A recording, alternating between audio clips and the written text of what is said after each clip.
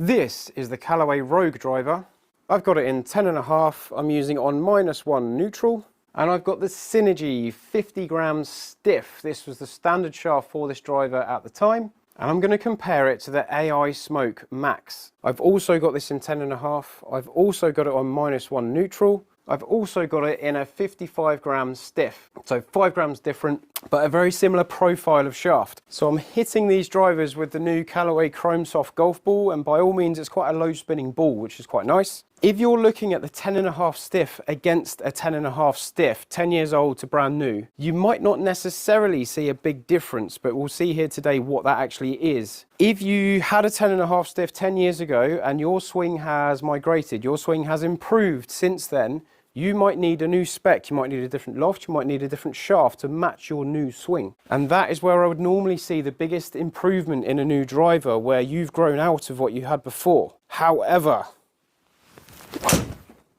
let's see what the actual ball speed, spin rates and distances that we get from these two drivers are. I've hit a collection of shots. I've only hit 2 drives at a time with each one, and I've cycled back and forth between the two clubs. And in this 50 gram stiff shaft, it's quite lightweight for what I'm normally used to. It's very easy for me to hit a high draw. And if you follow the channel, you'll realize that I hit a high draw quite a lot. This is the AI Smoke. Off the heel, low in the face. A little bit better. There's a little grouping there of shots that all came from this on the last video that I recorded, but I didn't press the button on my microphone, so I'm redoing it. Absolute rookie. But the benefit is we get more shots in the data pool. So between the two clubs, I've got 110.7 against 111. My swing speed is very similar. This data here is just the activity of the club, not the golf ball. Smash factor 1.44 against 1.44. I'm getting the same rebound off the club face each time. I'm putting very similar speeds on it. I'm hitting up on the ball 5.4, I'm hitting up on it 5.6, very similar delivery, 4.7 into out, 4.6 into out. My delivery through the ball is very consistent across all of these shots with both drivers. I've not swung one faster, I've not swung one slower, I've not swung one any differently to the other one. I'm going to take the worst shot out of each driver, which is that one and that one. But the peak heights, the highest point the ball reaches I'm seeing between those two clubs is 88 against 107. So with the new driver, I'm getting more height.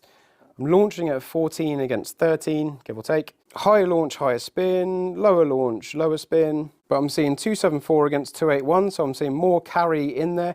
Even though I was hitting up on the ball the same amount and the loft on the club is the same, the launch characteristics have changed. But look at this, on the new one, I'm getting very, very consistent yardages. I've got one anomaly there, which I've taken out. I've got these here, the worst shot there, 266, just dropped down. I've taken that one out as well, so I've taken the worst shot out of both clubs. But my favorite thing here is that little white dispersion ring. That's the new driver, and then a bigger dispersion ring for last year's driver. Getting more distance, tighter dispersion, that's kind of what I'm liking about these things. I'm eking a little bit more speed out of it from my very consistent swing speed. The ball is reacting a little bit faster. Even if you get a new driver and it's the same spec as what you had before, you're going to get small differences. You're going to get tighter dispersion and more consistent yardage. But you really need to go and get fitted and compare what you've got to a new one to see if a different loft might just unlock a bit more distance for you, or a different shaft might give you a bit more speed, something like that. You really want to go and try these things and get as much as you can out of a new driver, because they are more expensive when they're brand new, and you might as well unlock what you can. Now, there is a lot of adjustability with these drivers. There's a lot of shafts available within the spectrum that aren't any upcharge, and you can start really unlocking better launch, better spin, more speed. We can really get into that, and I will do some more videos that if you are kind enough to jump in the comments and say, please do that for me. And I'll see you on the next video.